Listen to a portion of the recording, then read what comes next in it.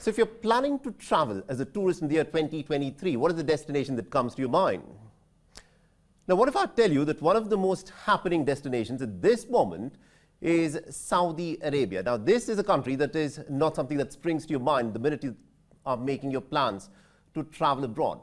But bear in mind, in the last 5-6 years, or probably in the last 7 years, ever since Saudi Arabia has been undergoing a transformation, Saudi Arabia has come up with some rather interesting changes in terms of how it wants to position itself as a tourist destination in the world. And to give us more perspective on this and to tell us as to how Saudi Arabia is looking to attract more tourists to its shores, we are joined by Mr. Alhasan Aldabbagh, who is the president of the Asia Pacific markets with the Saudi Tourism Authority. Sir, thank you very much indeed for speaking to us here on WION. Thank you for having me. So let me in fact begin by asking you this. Is this your first trip to India? No. What's your experience been like? I've been coming to India for quite some time. This is my 6th time in India. First time was 12 years ago. Wow. I had a family vacation in India. I came to Delhi and we did a road trip. We went all the way to Shimla, Manali in the mountains. It was a beautiful vacation. But you're here in India this time around to be promoting what Saudi has to offer for an international tourist. So tell us a bit about, Vision 2030, because that happened in the year 2016. That's when Saudi Arabia came up with Vision 2030. So how has Saudi Arabia transformed itself, to position itself as a very attractive tourist destination? That is true. We've announced the vision back in 2016. Vision 2030 is really based on 3 pillars, to build a vibrant society and a thriving economy and an ambitious nation. And tourism is a key driver for all of that. So our target that we will attract over 100 million visitors by 2030. And also we're planning to introduce 2 million new jobs from the tourism industry and increase our GDP contribution from the tourism sector from 3% to 10%. Tourism is a key driver for this vision. It's a key pillar of the vision. And tourism also, in addition to all of that, it's a bridge between nations. It connects people, and therefore it allows people to discover new opportunities. So it's a catalyst for other industries to flourish, like businesses, like science, art, technology. So it is a priority that the whole nation is standing behind. Very interesting. You said 100 million tourists by the year 2030. And in that you want India to be one of the biggest nations which sends its tourists to Saudi Arabia. You're hoping that nearly about 12 million Indian tourists will be traveling to Saudi Arabia by as early as 2030. That's 7 years from now. So what does Saudi Arabia have got to offer for an Indian tourist? You've done your homework very well. Absolutely. India is our #1 priority market. India is an important market in the global tourism sector. Back in 2019, India had 27 million outbound travelers. And therefore, we're very much focused on the Indian markets today. In last year, we've attracted 1.3 million visitors, and this year our target is 2 million visitors coming. And in just Q1 of this year, we've achieved over 400,000 visitors coming from India. So we're on the right track.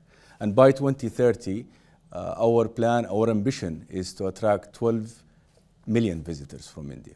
That's very interesting. 12 million visitors in the next 7 years. That's a tall ask. Yes. So, what initiatives has the Saudi government taken or is planning to take in the next few weeks and months, to try and make travel easier for the Indian tourist? Connectivity is an important initiative. Today, we have 58,000 seats per week between India and Saudi. We have 7 direct flight carriers like Saudi Airlines, Flynas, Air India, Indigo, Vistara, SpiceJet, and we're introducing more direct flights from India to Saudi. So connectivity is an important fundamental.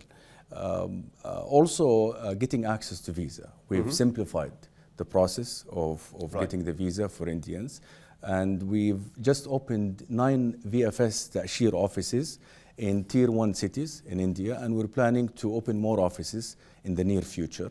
We've also introduced the stopover program where any Indian traveler can get access to a 96-hour free visa if they come through Saudi Airlines or FlyNAS. Also, anyone who holds an American visa or Schengen visa, if they use it once before, they can get visa on arrival when they come to Saudi. So our objective to make the travel seamless for the Indian traveler and to make it easy to get into Saudi. That's very interesting that you mentioned. For a lot of people, I think Saudi Arabia at this moment, even though it has opened up, it's also dealing with an image issue. Earlier, Saudi Arabia was open only for religious pilgrimage, but now this is completely different. Now we're talking about tourists who are traveling there for leisure, for instance, for adventure, for experiencing the culture and history of what the Arabian Peninsula, of course, has to offer. So what is it that the Indian tourist should be looking at, especially when they have to travel to Saudi Arabia?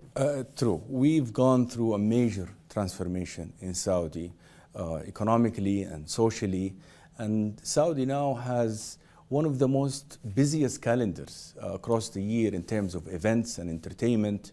We're becoming a leading entertainment hub in the region. We believe that the offerings are very diverse and would be exciting for the Indian travelers. We know what the Indian traveler is looking for.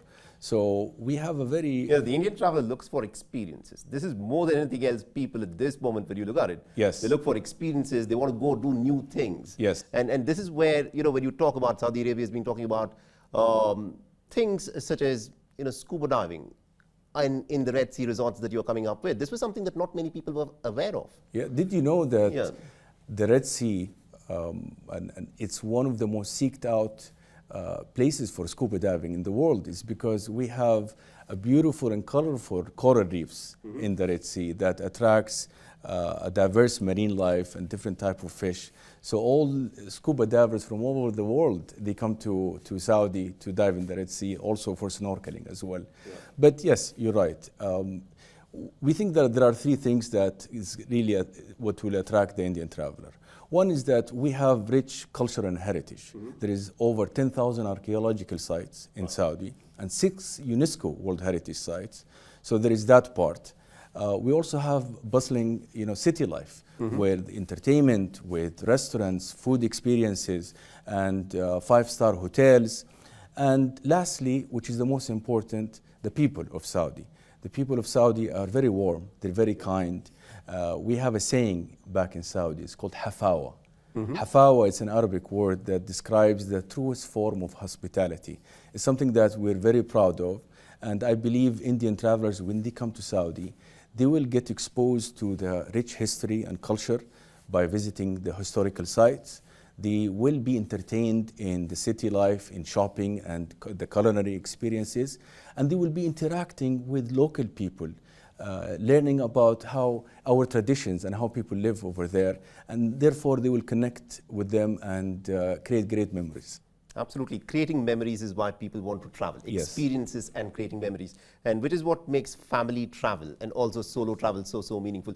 Now, Saudi Arabia has pulled out all stops. It is building this mega city that's been dubbed as a $1 trillion city, NEOM. Tell us a bit about how far Saudi has been successful in building this city. This is something that looks straight out of a science fiction, sort of a fantasy thing. So how far has Saudi been successful with NEOM? True, then it's capturing a lot of headlines. Yeah. So Saudi today is the largest investor in the tourism sector. From now till 2030, there is over $800 billion that is earmarked in investment in the tourism ecosystem. This includes the developments of the giga cities like NEOM, like Red Sea, Amala, and Qiddiya. Each of the cities, they provide a unique experience and value proposition, and we're excited to showcase to the world. Very soon, we're going to start opening up the first batch of hotels in the Red Sea by end of this year. Hotels like St. Regis, Six Senses, Ritz-Carlton Reserve, and a few more as well. For people who are looking to travel to the Middle East, the first name that of course comes up is places like Dubai, Doha. And now Saudi Arabia is trying to position itself as one of the key preeminent destinations for travel. I think Sharm el-Sheikh is about 100 kilometers from NEOM. So how does Saudi Arabia position itself, in a market that is already very crowded in attracting tourists to that region? I believe those projects that they will offer experiences that are unique in the world. We will be building the most beautiful resorts, attracting the highest well-known brand names in restaurants, and this would really put Saudi at the global stage. So you're looking for travelers who want to come there, stay for a short period of time, or probably people who want to move to Saudi Arabia and stay for a lot longer. Is that something that Saudi has in its plans? Of course, today we have 2.6 million Indians living in Saudi.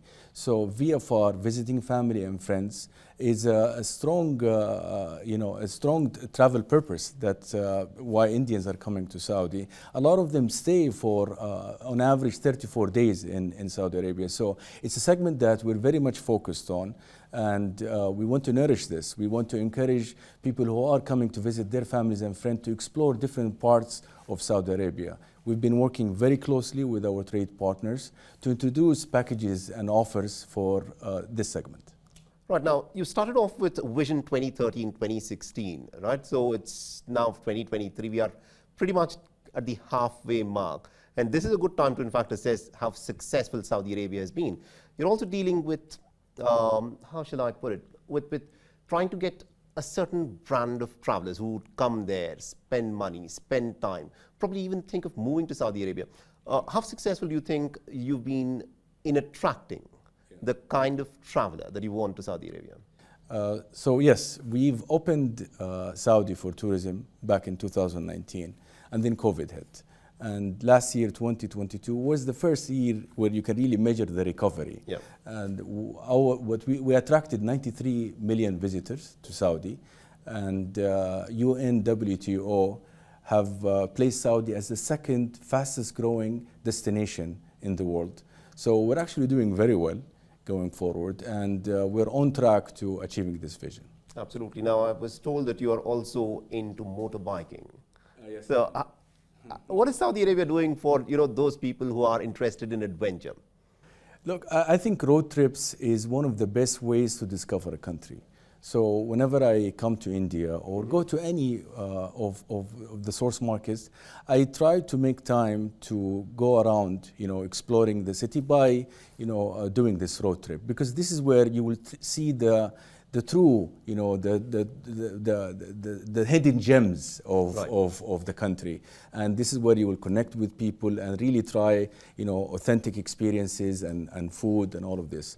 And I would really encourage people to do the same when they come to Saudi. We have amazing roads in Saudi that goes next to the coast and up the mountains. And, in some places like Asir, where we have Abha, the weather is cool throughout the entire year. Right. And also Saudi Arabia is such a large nation. I mean, not a lot of people, the minute you think of Saudi Arabia, you think of this vast desert. Yeah. But there's also a lot of diversity in terms of the different kinds of climates that you get. Not a lot of people know that it also snows in certain places in Saudi Arabia. Yeah. Tell us about these different geographical locations that people would be attracted to visit Saudi Arabia. We have 13 regions in Saudi, and the topography of the land is very different from one to another. So it's not all deserts, basically. Yep. Although we're proud. I think that's an image that you need to send out, that it's not all desert. It's not all desert. But it's not all desert. But also we're proud of the desert heritage that we have, because there are a lot of experiences and adventure and sand duning and camping that you can do in the desert. But in addition to the desert, of course, we have the mountains of Asir and Taif, where it's basically untouched nature. It's very pristine. And the weather is cool throughout the year, as I mentioned before. There is snow in north of Saudi, where we're hosting the Winter Olympics in 2029. You're hosting Winter Olympics. The this Winter is in Olympics. Saudi Arabia. In Saudi Arabia, yes. Imagine that.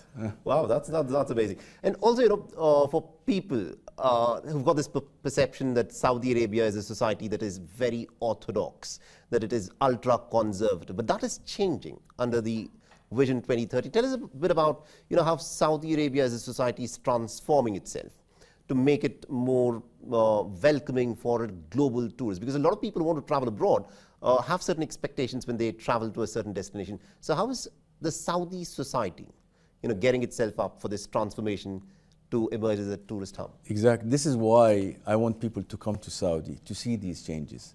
We've really transformed 180 degrees in a lot of ways.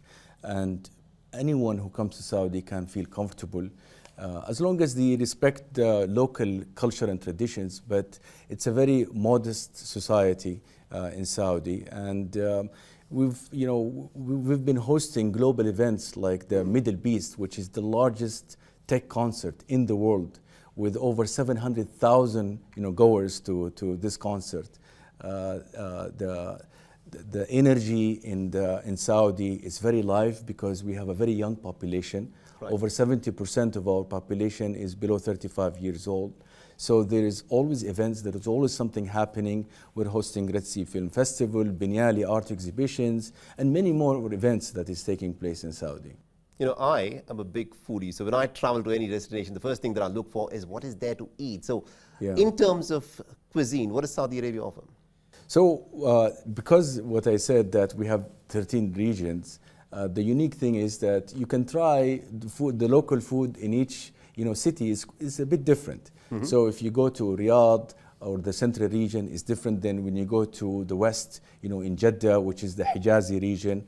And it's infused by the fact that the ethnic backgrounds is also diversified. So the culinary experiences would be different. And if you want to try the Saudi food, right, which is something that I think the Indian people would love, there are different experiences. You can go for traditional Saudi restaurants, where you would sit on the floor and you eat with your hands. And you can go to high-end gourmet restaurants and also eat Saudi food. A lot of people also are interested in horse riding. And Saudi Arabia is, of course, a key destination for horse riding. And that is one of the ways in which Saudi has been trying to promote itself. Yes. As a destination where people can, of course, ride horses. Tell us a bit about that.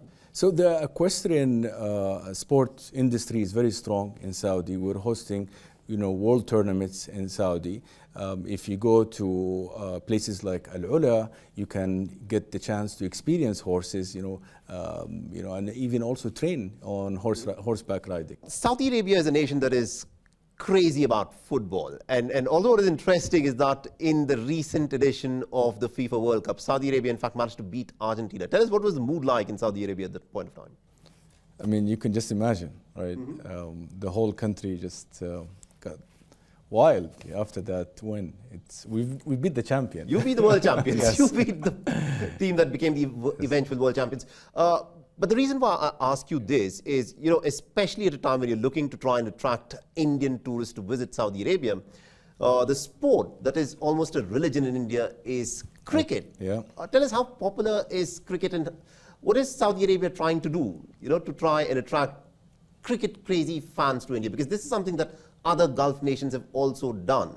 They've made their nations into a destination, into a venue for cricket, and that's got a lot of tourists to, in fact, flock to them. Is there something that Saudi Arabia is also planning to do? Absolutely. Look, first of all, Saudi is now doing a lot of advancements when it's come to being active in different types of sport, like soccer, like Formula One, golf, and many others.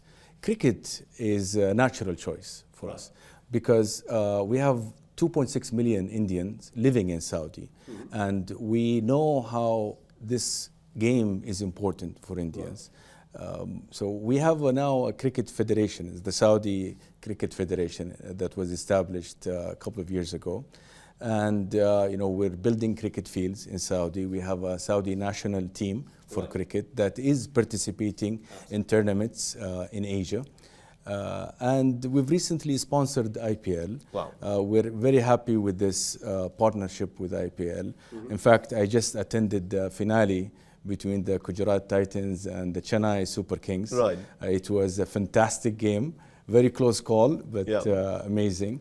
I had the chance. What was your experience like sitting in the stadium with thousands of these fans going absolutely berserk, watching these cricketing players? Because in India, cricket, as they say, is almost like a religion, but cricketers are treated as gods.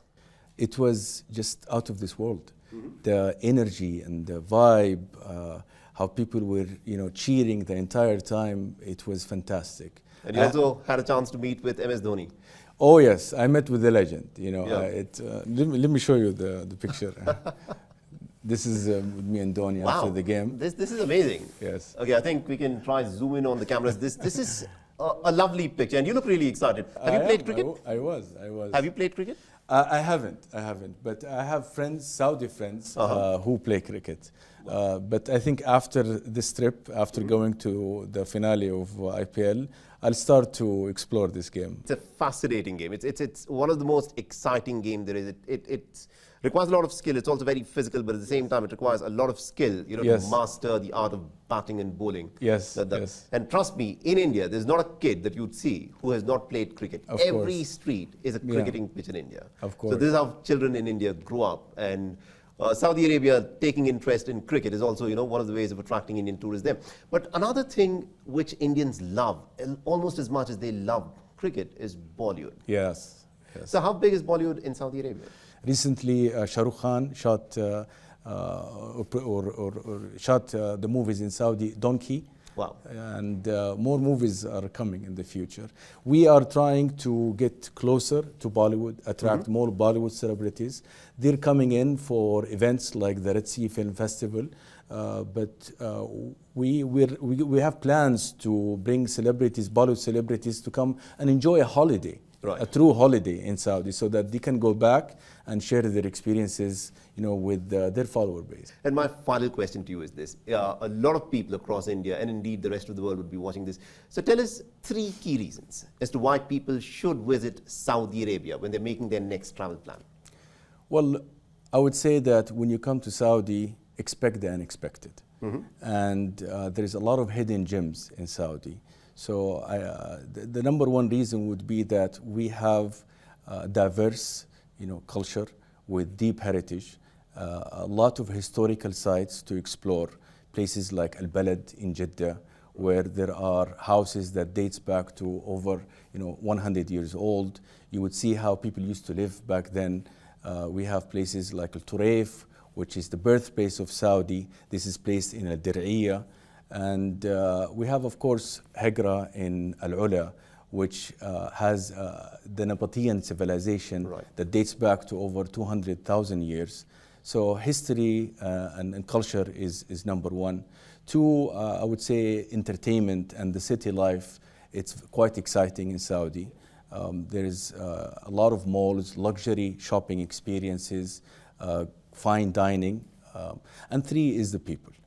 I think people in Saudi are quite excited about Saudi opening up to the world. We're welcoming people to Saudi. We're receiving them with open heart and arms. And hospitality is great in Saudi Arabia. Those are the 3 reasons. I think that's fantastic. Mr. Alhasan, thank you very much indeed for speaking to us here on WION. Thank you very much. I appreciate it. It's a pleasure.